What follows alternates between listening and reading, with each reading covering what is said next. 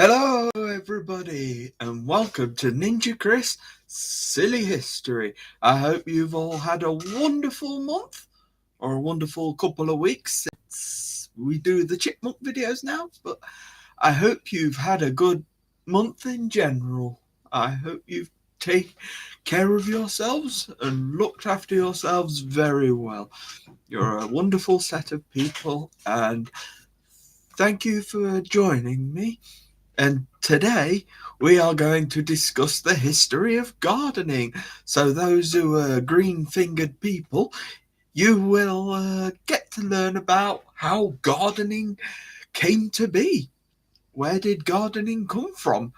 What country? What city? Where did it all come from? Ooh, well, what I can really say is that gardening has always existed, really, because you got to go back to these hunter-gatherer people and stuff. They had to basically forage for food, but as they got more intelligent as such, about 23,000 years ago, there's been found some cereals and stuff that people have grown, and apparently some of them are over in Israel, called a discovery at Hello, Hello, a Hallow the second in Israel.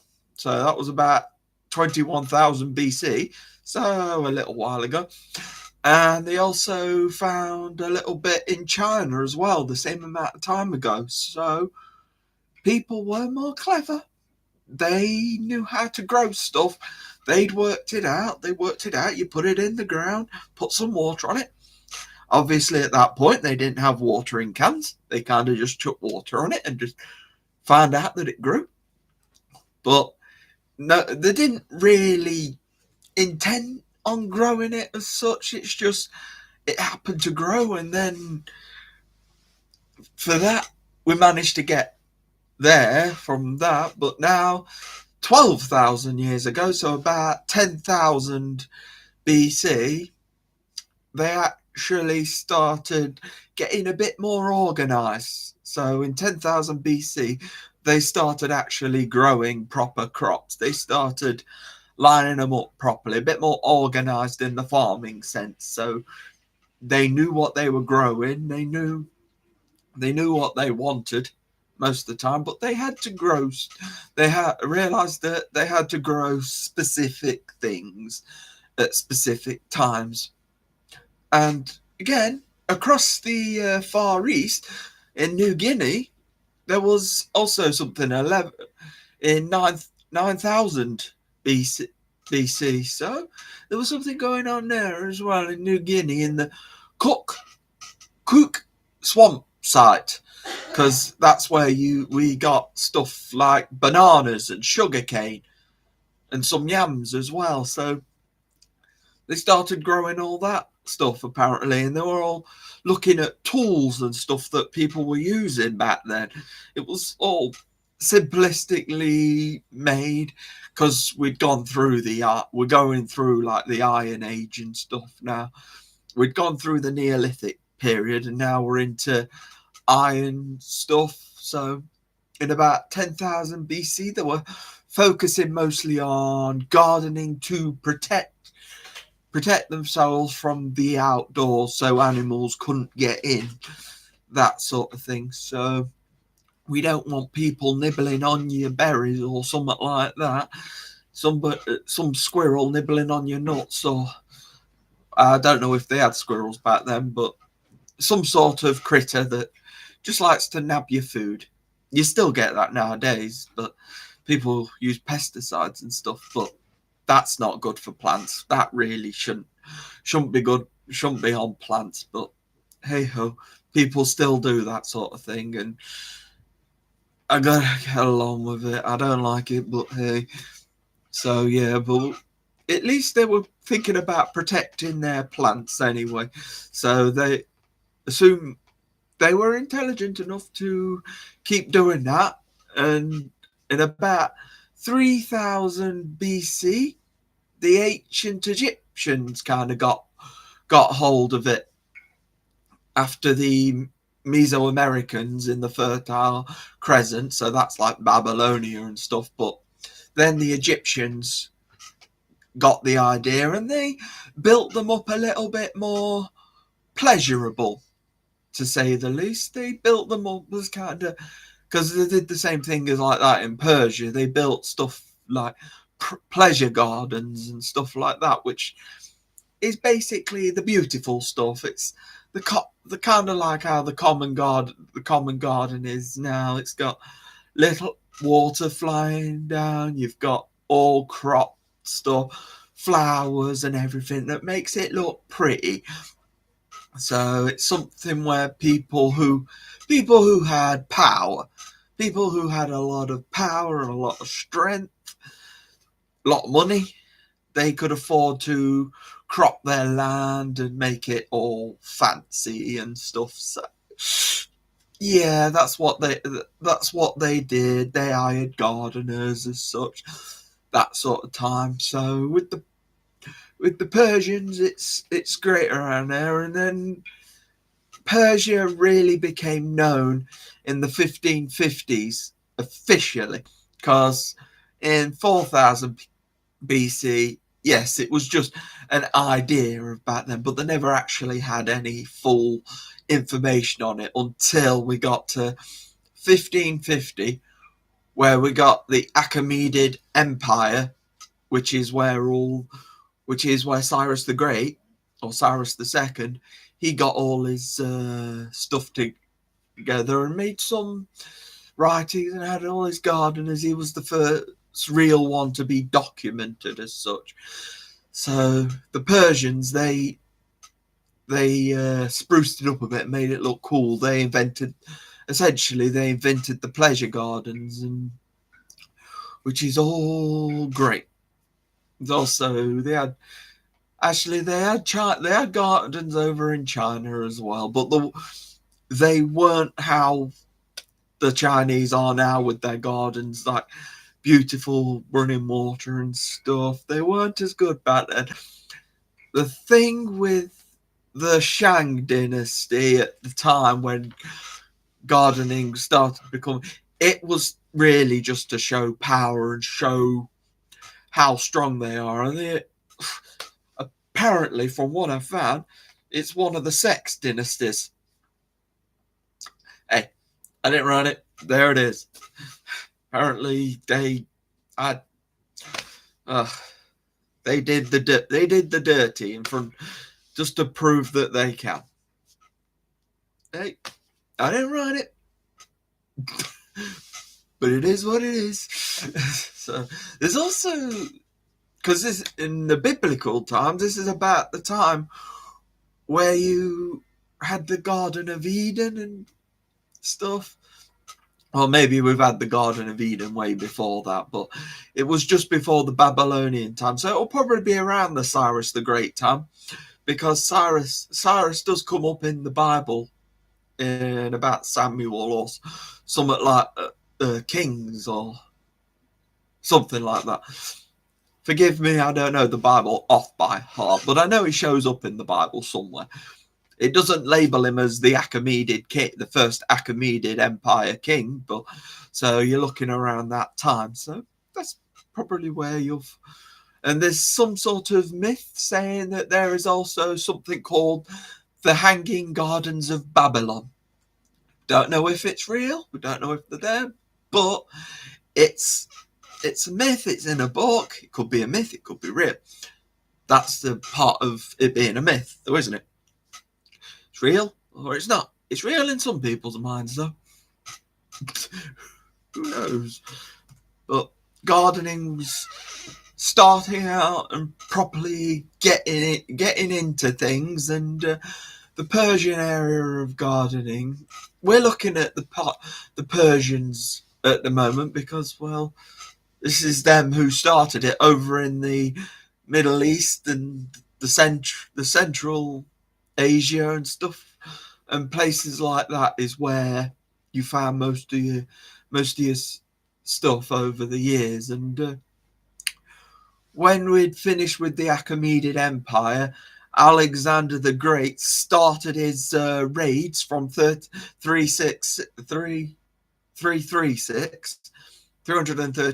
BC, started his raids and ended up in Media, or where the Achaemenid Empire is, and ended up raiding them, taking it over, which started the Hellenistic Greeks over in that part of the world. And well, Alexander learnt about all this stuff, and he carried it over to Greece and Macedonia and places around there. So that's how the fancy gardening, the pleasure gardens, got transferred over to us. Theoretically, that's how it is. The Hellenistic, and there was also the Parthians as well, which eventually gradually came out of all of this. And you had then the Seleucid Empire and Ptolemaic Kingdom. This was all after Alexander had passed away or of some sort of disease. So Alexander was very famous for bringing stuff over, because he got the city Alexandria in Egypt. So because Macedonia owned one of the satraps of that, it ended up getting carried over to Greece. So whatever was over there got carried over because Alexander had a lot of connections. But unfortunately, when he died, they had the walls of the Diadochi, and then they had to kind of fight it out. But yeah, I can imagine them all doing that fighting, and I doubt they'll be too busy concerned about their gardening at that point. Hang on, me tulips are growing. Give me a sec, put that knife away. Unless you're planning on trimming my weeds, put that knife down. Eh? Okay. I doubt they'll be doing that, so somehow they won't be having tea parties and stuff. Let's just say that. But either way, they went over, and obviously during that time, the Romans wanted to have a piece of the action. They wanted to get involved too, didn't they?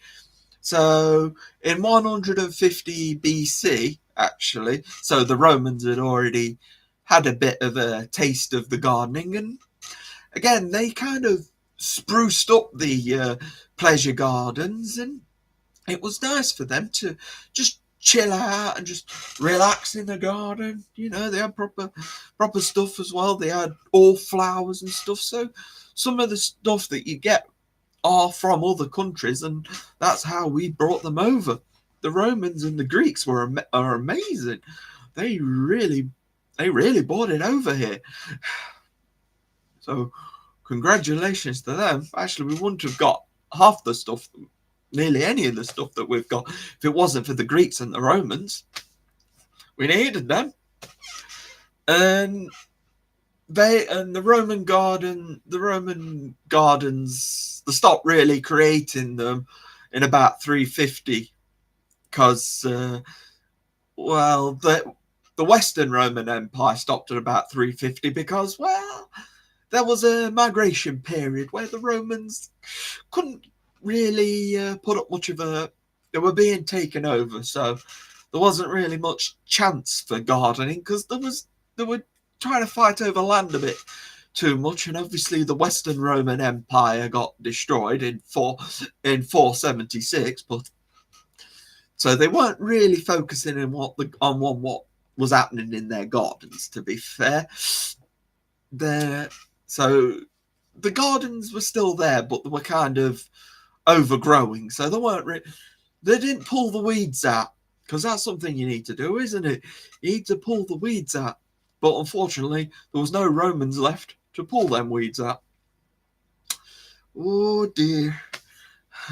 But yeah, so it was all growing across, but due to all the walls, it's a bit difficult. So they did eventually get taken and sorted out, and well, I think they kind of got regrown and replanted and stuff. But there was one thing that we had a little concern for, because the Persians were starting to pick things up again in 622, because this was where the Islamic religion started really taking off with a guy called Muhammad in 622. That was where the Islamic faith was sort of brought in. But it wasn't until 711 till it actually got over to Europe, because they came over Northern Africa and then they came into Spain, southern Spain on the Iberian Peninsula. So they started. So we had the Al-Andalus, which is basically Spanish. It's Muslim Spain, basically. And they had that location. And they brought their culture over as well. They brought some of their plants and stuff, and some of the stuff as well that they'd found, because their climate is obviously very different. So they're trying to get used to ours, but they've nicely brought some rice over. They bought some sugar cane as well, so we can rot our teeth. Well done. We got citrus fruits, your oranges, your lemons, all that. Or your citrusy. Actually, I'm not sure. No, lemons are citrus, aren't they? So I know oranges are, definitely. But pomegranates over. Oh, you got some cotton as well. Get your cotton. You can make some clothes out of your cotton. Just don't put them in the washing machine too long, or they'll shrink. I think something like that. They also brought some spinach and artichokes. No, they brought artichokes across. I'll put my teeth back in if you don't mind. Yeah, they definitely brought some good stuff across. And yeah, the Islamic brain stayed across until 1492, when the Reconquista happened in Spain, because it was all getting into the Catholicism at that point. People were starting to look more into the Christian faith, and it was starting to amp up a little bit. And obviously it got even more bigger in 1517, when Sir Martin Luther decided to post that thing about Catholicism, about bringing Protestantism into it. So we had a lot of religious stuff. So we're not going to go too much into that, because that doesn't involve gardening, though they may end up have had to do their God. That's the thing. We never look at public culture. The only reason why we know stuff about things that happen is because of their wars. We never take a stop. We never take a second to just go, I wonder what they were like back then. I wonder how their culture was. We never really take a care, because they've got to eat. They've got to have food. They've got to grow the stuff. They can't. When they fought like the War of the Roses or something like that, they had to eat. They had to grow the bread. They had to grow the wheat and stuff and make the bread. They have to pound the yeast and stuff like that. They had to grow that stuff. They didn't starve to death. Okay, some did, because the ground wasn't right for it. There wasn't good soil. So yeah, okay, fair enough. Some of them did have a famine, but I'm afraid that kind of happened a lot, because some armies and stuff, it was quite a common one. They used a scorched earth policy. Basically, that's where your enemy burns down all your crops. So basically, they want to starve you out. If they can't actually directly attack you, they'll just burn your crops. Yep, that's an easy way of saying it, really, isn't it? So when Spain finally got back on its feet and they got Cordoba and Genoa back from the Islams, they didn't completely disappear, because we still worship, we still have Muslims in our country and everything. We kind of now share a space, which is nice. I'm not I'm not too fussed about other religions. They can do what they want. But back then, it seemed to have been a big deal for them. But then we get into other periods, like the Renaissance period, that included the Age of Discovery, stuff where Christopher Columbus actually went over to the Americas.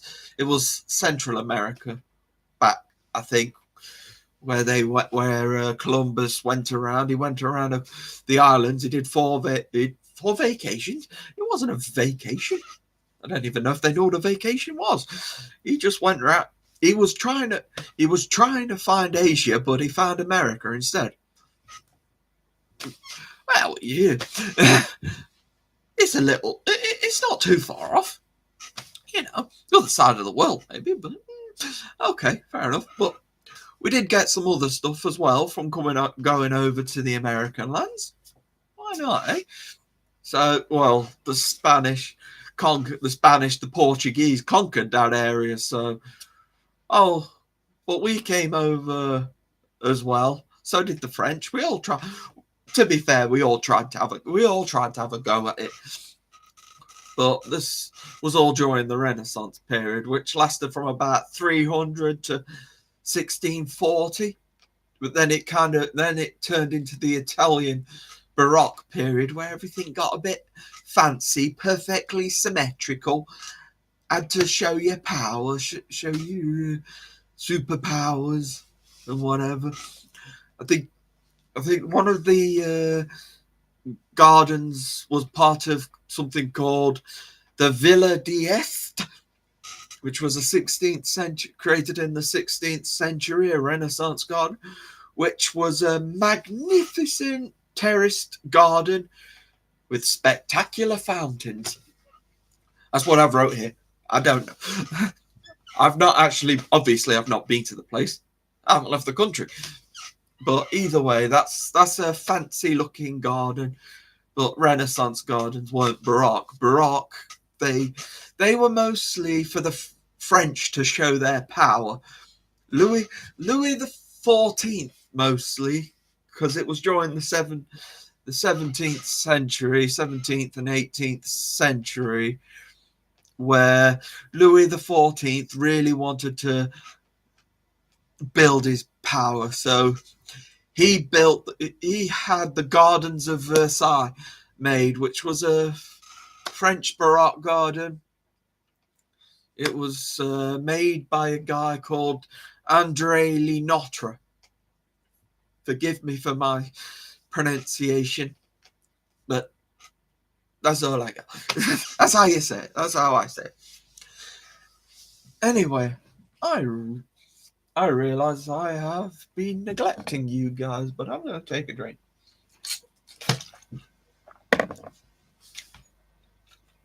I'm going to come and say hello to you guys. I've neglected you.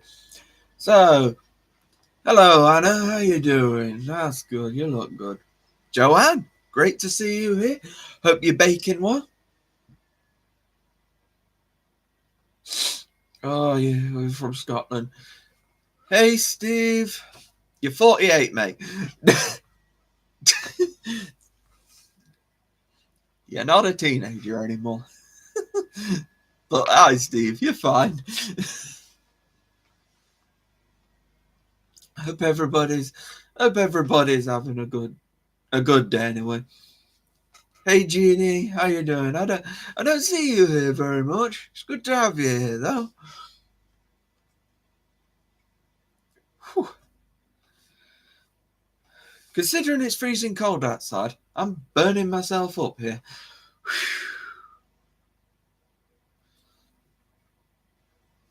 You've written Christmas cards. Hey, Matthew, how you doing? Matthew Graham, how you doing, mate? I've not seen you come on here before. Nice to see you here. Thank you. I try and be amazing. Hey, Daniel, good to have you here as well. Glad you're all having a great time. It's great and wonderful to have you all here. Hope you've learned a little bit about gardening so far. But it's all great to have you here. So, only Sultana scones, Joanne. Oh, sound fruity. You're usually working or watching a ball game. Oh well, you gotta let the sports take over sometimes. I know. I mean, the snooker's on, but I'm taking a bit of time out just to have a chat with you guys, just to chat with you about some gardens. Why not? We're just doing the Renaissance. Actually, I think we left it at the Italian Baroque period, which lasted from the 1500s to the 1750s. I think I've just done the Villa d'Este, which is one of the Renaissance gardens, which is quite good, and the Baroque period, because we've got the Italian Baroque and then you've got the French Baroque period. But in between that, we do have something that the Tudors made. They made something called a knot garden, which is something that became quite popular during the Tudor period. So from about 1499 through the 17th century as well. So it went through the Stuart period as well, but it became very, very popular with Queen Elizabeth. So the Elizabethan era from 1558 to 1603 became a bit more popular. A knot garden is basically one of those where the hedge is cut and it's nicely swirled on some of them, which looks really cool. It was really nicely done, really nicely made. So it looks like a knot, essentially. It crosses over each other. It's like you're tying a knot. Here you go. Cut straight. The thing is, with the fancy sort of gardens, you can do what you want with them, really. So that's always fun, but unfortunate. The French Baroque kind of fell out of existence, and English Baroque did all right till the 1740s. But again, Baroque in England didn't really stick around too much. Then we had Anglo-Dutch gardens because we were quite friendly with the Dutch, so to speak, because of our wars with them, because William III had to take over from James II because James II was Catholic. And William of Orange, who's married to Mary II of England, he became king because but they caused the Glorious Revolution in 1689, where he came off and basically kicked James II off the throne and exiled him to France. So, because he was Catholic, I'm afraid he couldn't go on the throne. So that's why they signed that deal that they couldn't have him on the throne. Didn't mean he wasn't going to fight back, because that's why the Jacobite Rising happened, and they did a few battles on that. So there's a surprise. They have to battle, but again, they still have to grow their stuff. The thing is, they have to grow the trees as well, because they have to make some weapons and stuff. Though wooden weapons probably weren't as needed because they had a lot of iron and stuff. But some of the stuff they still had to dig for. They had to dig in the ground, because if you wanted gold, you sort of had to go dig it up. So I mean, it's good. What's my favourite garden? Ooh, very interesting. Ooh, I don't know what my favourite garden would be, actually. I suppose I like the idea of a cottage garden, because it's a bit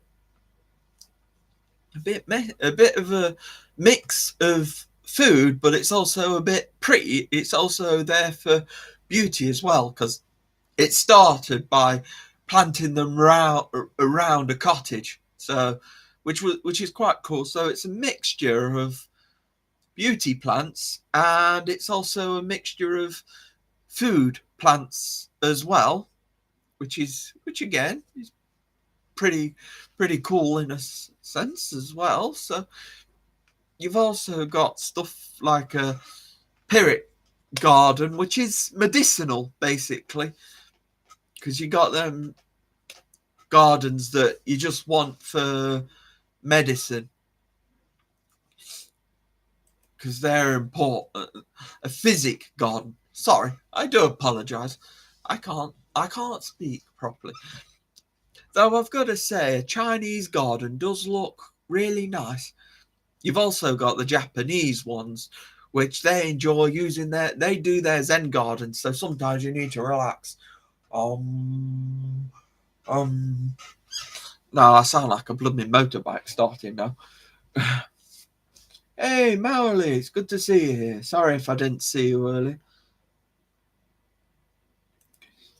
Yes, Chatsworth House. That is a good one. Definitely a good one. We've got. Yeah, I think I meant some of that. And nowadays, the garden that we follow by is actually called the English Landscape Garden, which started in the 1730s. Fortunately, in the 1800s, it kind of grew out of favour, but it did well. And we still have gardens that are like that, but the gardens that we have now are more contemporary. And you can thank a guy called William Kent, who was the founder of the English Landscape Garden. And the great thing is, all gardening is really British English now. So if you've got more English gardens really here.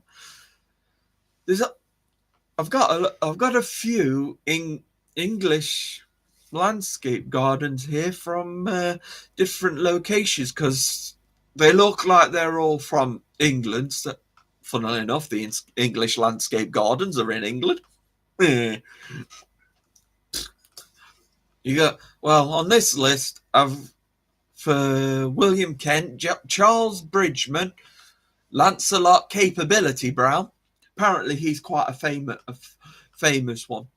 You've got Horace Walpole, who was, I think, one of the children of Robert Walpole, who was the first Prime Minister of England. So he's got a relation. I think it's his son. It's a relation. Henry Wise. And you've got John Vanbrugh, who helped in creating Blenheim Palace, which was part of the English Baroque period. And Capability Brown created some amazing gardens. Oh, yes, he did. Sorry, I need to take another drink.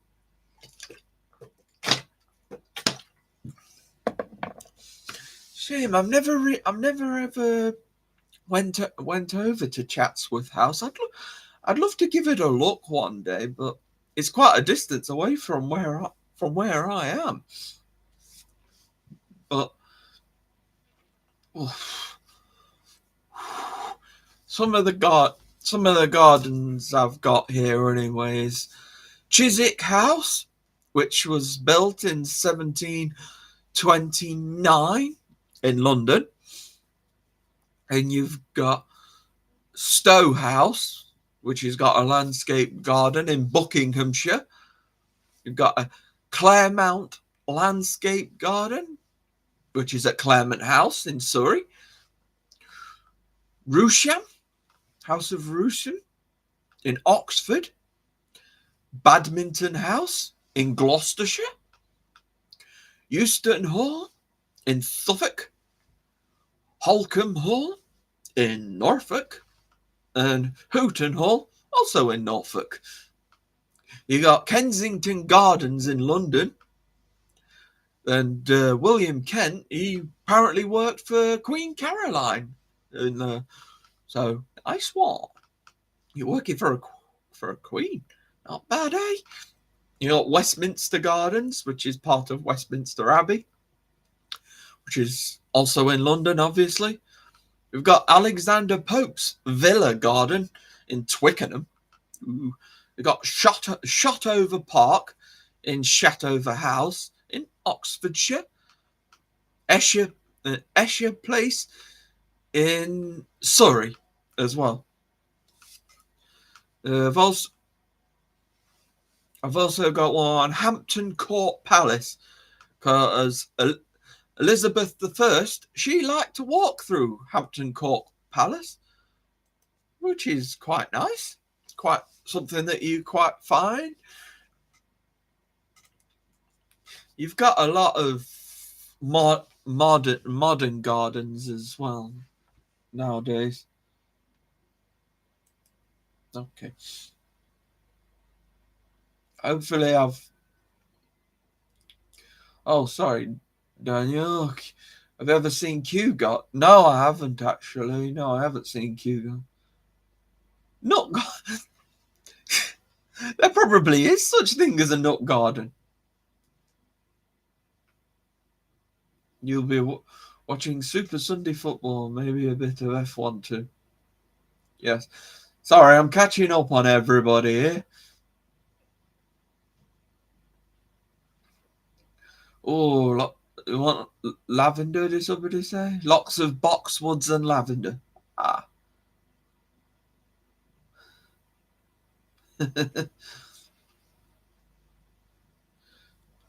Hey, dude, you'll probably miss the last half an hour or so.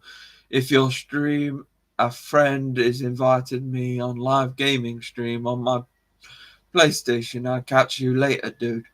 Oh, right. Well, have fun. That's fine. Have a good play. He loves his gaming. He does. He loves his gaming. Leave him to it. He's a good guy. He's a good guy. I love him. You've been to Hampton Court Palace, have you, Anna? They're breathtaking. What's it? Hey, that was one where the Queen walked. The Queen has a walk. Oh, Queen Elizabeth. We haven't got a Queen anymore. Unfortunately, Queen Elizabeth II passed in 2022.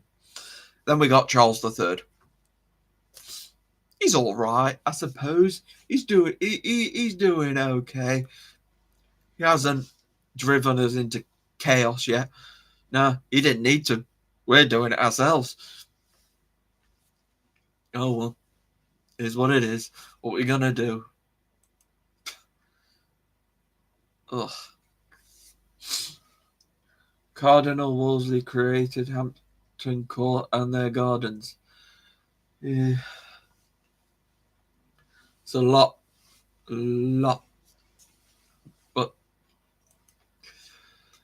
enjoy the idea of the contemporary gardens that they make now. They're very more on the eco side of things now. They're trying to look after the planet now. So they've still got good looking gardens, but now we're into the modern age.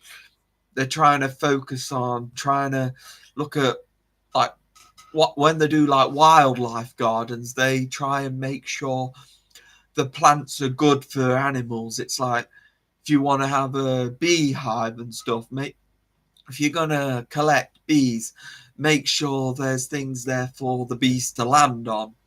There's flowers in there that they can pollinate with, and you've got animals that fly around. You've got the right kind of branches. You've got the right kind of area. It makes them feel at home, even if it's not their actual home. We've got water gardens as well, which basically has a lot of water. It's got loads of rocks, and you got waterfalls, and the splashing of the water into the water is meant to relax you. And You hear the trickle of the water going and stuff like that. It makes you feel good.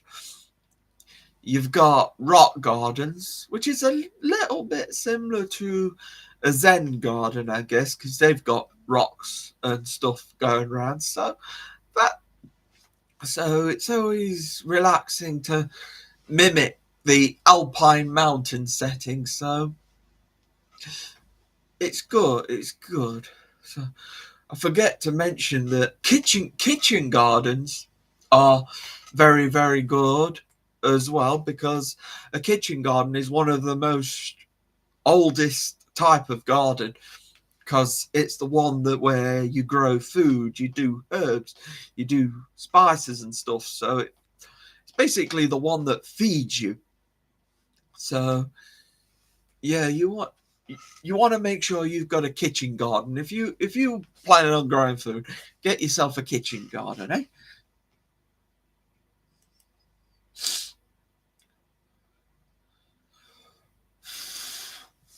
Kitchen garden are excellent for herbs and medicinal plants. Absolutely. Everyone have their heating on. Oh, actually, no, because I'm doing all this dancing around. Well, not literally dancing around. I'm not doing that. I'm not dancing. I'm not dancing. I don't feel like no. What am I doing? Lost me marbles. I got just to put you guys at ease. I know what you want, and you see that I've got some of these. They're only tiny bags, but I've got some of these. And I know Joanne's there, and I know that you always ask. You always ask me if I've got some. Oh, I also got some of these as well. Some animal biscuits. Oh, but they are Cadbury's as well. So yeah. Hey, I'm not done with my Cadbury. I'm not done with the Cadbury's yet, because we're in Christmas time. Got some reindeer cakes. There's something for you as well. You have a box of Cadbury white milk chocolate covered fingers. Oh, they sound good. I'm more of a milk chocolate, but I'll tolerate white chocolate occasionally. Yes, you always ask me, Joanne, and this time I actually have some to show you, Joanne, because I know that you enjoy seeing them. I don't know why, but these aren't Cadbury's, but I thought I might as well show my other sweets, my little cookies, my Maryland, my minis. Double chocolate as well. You got a chocolate biscuit and chocolate chips in it. You have other delicious Christmas treats from the UK, which you're saving for next month. Good idea. We don't want to rush with the Christmas thing. I will tell you that I think some of you may have seen on my Facebook that I went to the Christmas lights switch on recently. Well, whenever you're watching this, at the time of recording, the lights were switched. The lights were being switched on the Thursday before this show. So it was an amazing light. It was an amazing light switch on. I wasn't sure what to expect, but I've got to say, I was absolutely knackered after it. I just didn't have the energy to go out on the Friday, and because I knew I was going to be doing this live stream, I had to prepare myself and make sure I kept my energy going, because it's one of those where I didn't want to burn myself out. I wanted to make sure I'm focused. My eyes are on this. I also did a prayer walk earlier as well, so it was a busy Saturday for me. I had the prayer walk earlier, which went well. Walked around the streets of Derby, and just praying for the streets and praying for the buildings, praying for the businesses. Absolutely amazing. I actually enjoyed it. It's nice to walk around in pairs, and we just pray for the buildings. We pray for businesses. I was when we walked around, we eventually got to where all the Christmas lights were. So I prayed that the Christmas lights were going to be good, and I pray that it will be a distraction to people who are struggling with their day-to-day lives, because there is people who struggle. There's people who struggle with what they do every day, and they haven't got any, because they probably got kids who are always nagging at them and probably like, oh, I want to go on the ice rink. Oh, I want to. It's like, oh, let's go on the ice rink then. Go on, let's have a run. Now, be careful. And then the dad falls over. The kid's skating around like it's blooming professional, and then dad keeps falling over. So who's the one who's got to be careful now? That's usually the trick. That's usually how it works anyway. You've prayed for the local town too. It's a good, yes, Mowley. It's good, and it's along with my outreaches. I like to provide for the community. If it means letting Jesus into their life, then I'm happy to do it. If it means that I get to provide for the community, because I want to help, I want to find ways to help. It's always good to try and help people. They may be in need. We don't know. Oh, Joanne, you like the Maryland cookies, do you?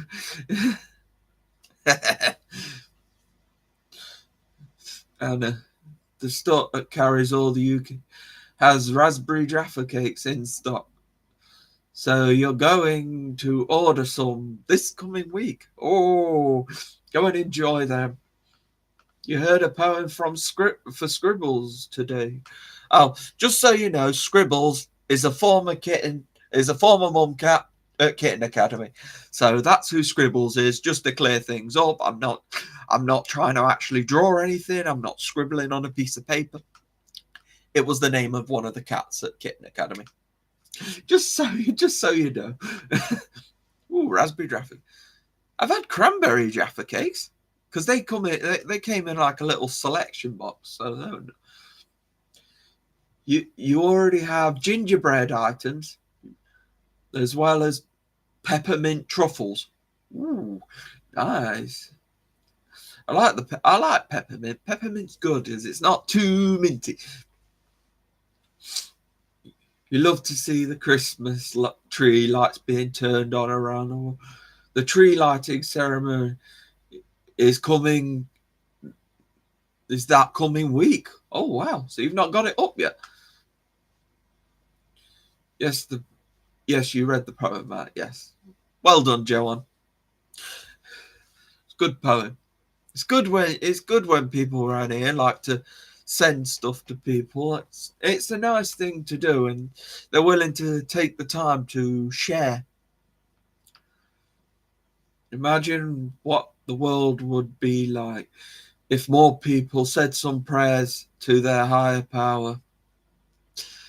Absolutely. Amen to that, Anna. Amen to that. Did Texas? No, I don't know. Oh, no, of course I don't know. You're asking Anna. Anna, you're talking about your Texas team.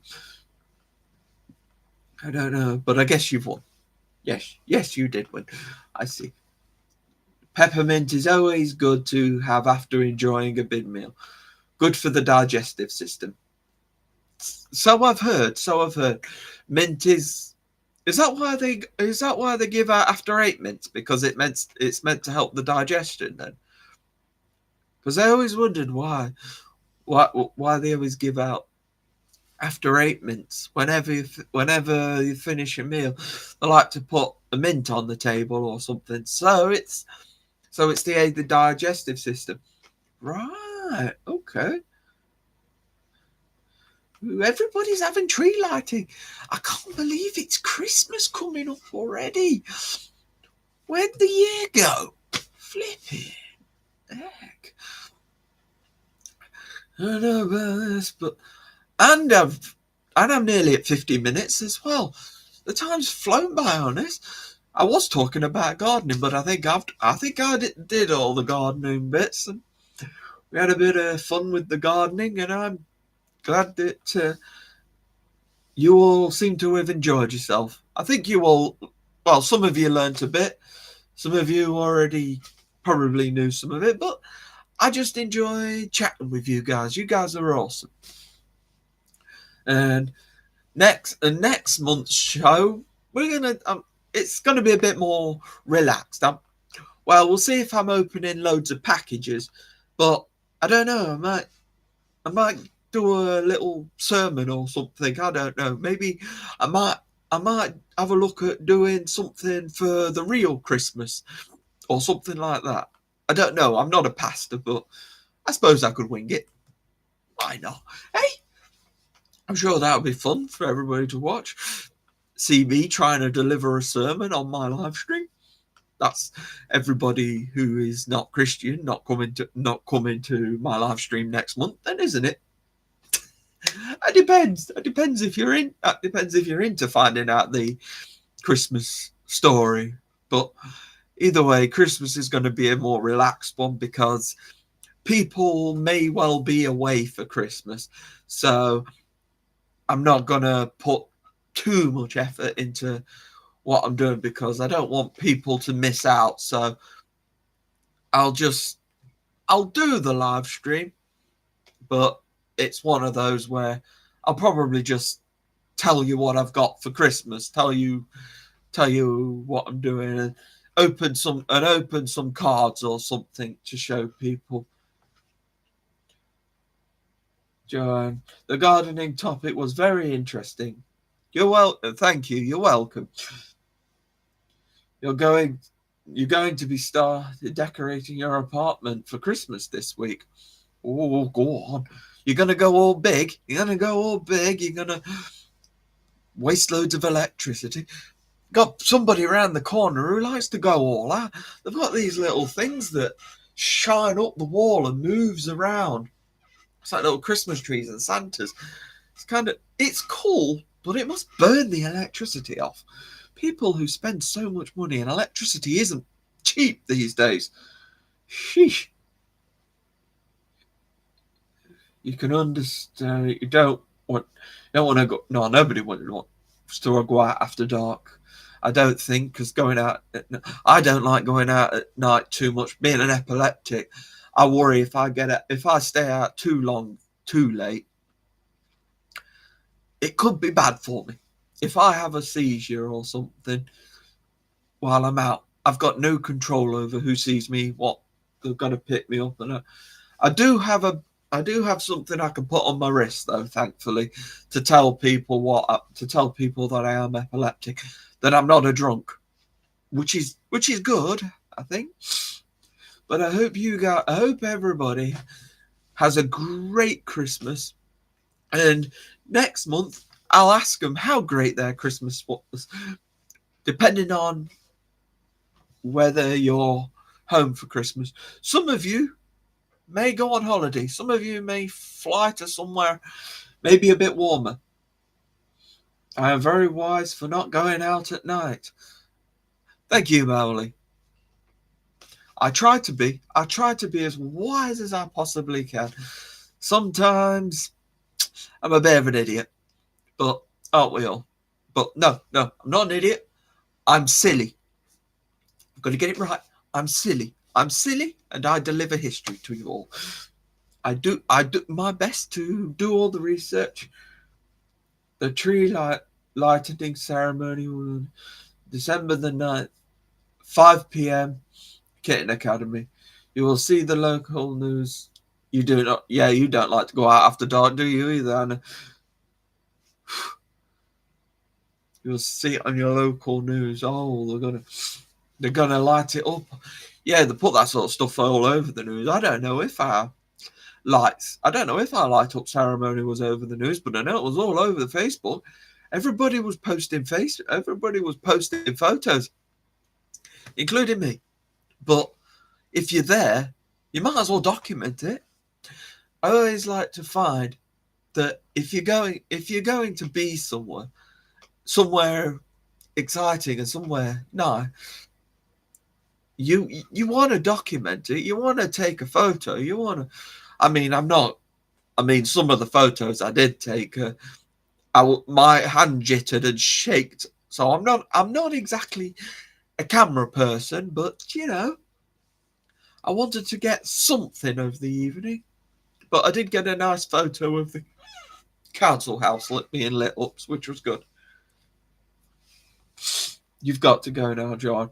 Well, thank you for being here, Joanne. You've been amazing. Don't worry about leaving. We've still got 5 minutes, so you've seen the brunt of it. You've seen pretty much all of it. Right now, I'm just on ramble mode, which is pretty normal for me. We've done all our gardening, and I've seen Mr. A's doing the vacuuming in the academy room. So Mr. A's going to keep it clean. The Philadelphia tree lighting ceremony is coming. Oh, it's Thursday for you as well. They have a special broadcast showing the festivities.